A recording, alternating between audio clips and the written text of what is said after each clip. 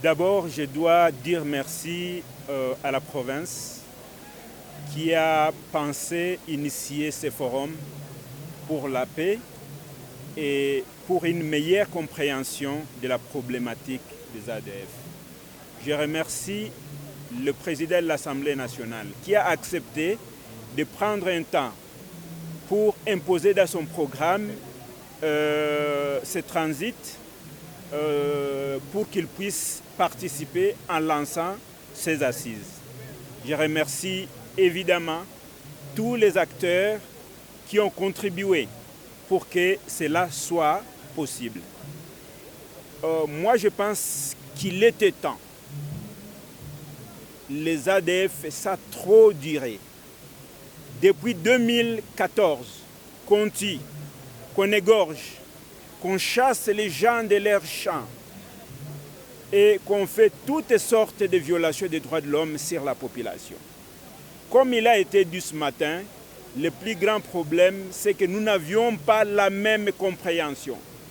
Et c'est l'un des objectifs de ce forum.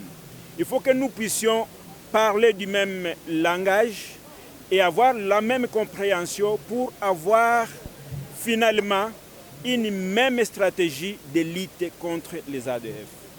Je dis donc à tous les participants de s'engager fermement dans les travaux en commission. Nous ne venons pas ici pour nous montrer. Nous venons pour travailler et chercher des solutions.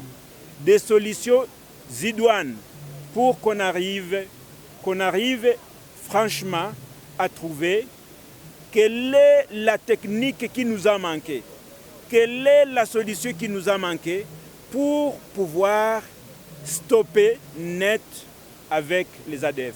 Moi, je suis un des experts et un des intervenants. Je vais parler des défis majeurs que nous avons rencontrés depuis 2014 et des propositions qui seront soumises à l'Assemblée. Je souhaite que nous tous nous soyons concentrés sur les débats pour que de ces forums, nous puissions sortir avec des solutions. Enfin, je ne peux pas m'arrêter sans avoir dit un mot pour le chef de l'État. Vous savez, lorsque le chef de l'État a choisi la voie diplomatique, je suis parmi les gens qui le critiquaient. Je ne comprenais pas dans quoi il s'est lancé. Je crois qu'il a compris avant nous tous que nous ne pouvons pas nous battre avec l'ennemi seulement avec les armes, mais que nous devrions agiter également la parole et la diplomatie. Aujourd'hui, on est en train de lui donner raison, je lui donne raison, et je pense que nous devons les soutenir sur cette voie-là. Aujourd'hui, je pense également que nous devons soutenir les efforts locaux, les efforts du gouvernement provincial, les efforts de nos FRDC et surtout les efforts de nos Ouazalendou. Nous devons changer de stratégie. Et voilà la stratégie que je propose d'ores déjà, avant qu'on commence. C'est qu'il faut intégrer les local defense dans la charpente de défense pour la protection de nos populations. Sinon, nous seuls, nous avons échoué. Nous devons travailler avec la population locale, avec la jeunesse, avec ces jeunes qui ont la capacité de mobilité pour circuler et chasser l'ennemi un peu plus loin. J'ai dit et je vous remercie.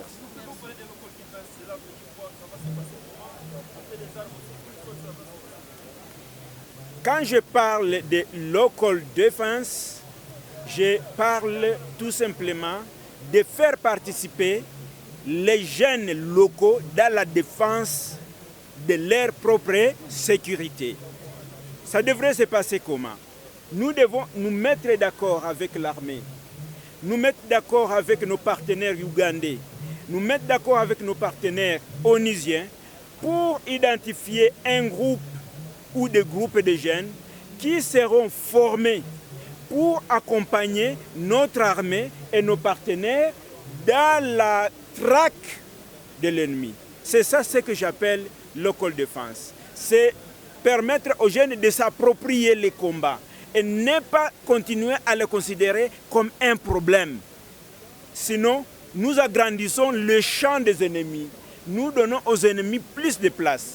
Je suis sûr qu'avec la stratégie de local defense, intégrée au sein des FARDC, de UPDF et de tous les partenaires, nous serons capables de découvrir partout là où se cachent ces ennemis-là, de les poursuivre et de les battre.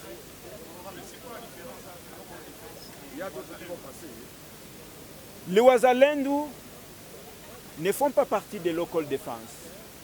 Local defense, ce sont des civils.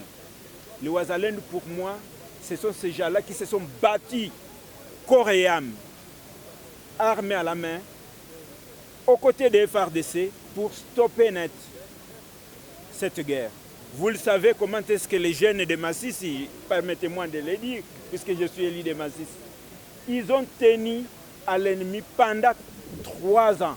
Ça, ce sont les VDP, les Wazalendo. Mais les local defense ne sont pas forcément des militaires. Ça peut être des civils qui seront aux tâches de renseignement, par exemple, aux côtés des FARDC. Ça peut être des civils et même des religieux, ne vous en faites pas, peuvent être des local defense, puisque nous voulons renforcer l'aspect renseignement dans la lutte contre les ADF. Ça nous manque. Et le mariage civilo-militaire, c'est là où ça va se construire. Notre part de responsabilité, c'est ce que nous sommes en train de faire. Nous avons la mission de sensibiliser, d'accompagner les efforts du gouvernement, les efforts de nos forces armées de défense et de sécurité. C'est ça notre rôle. C'est de sensibiliser le gouvernement pour que les moyens suivent lorsque nous allons prendre ici des décisions.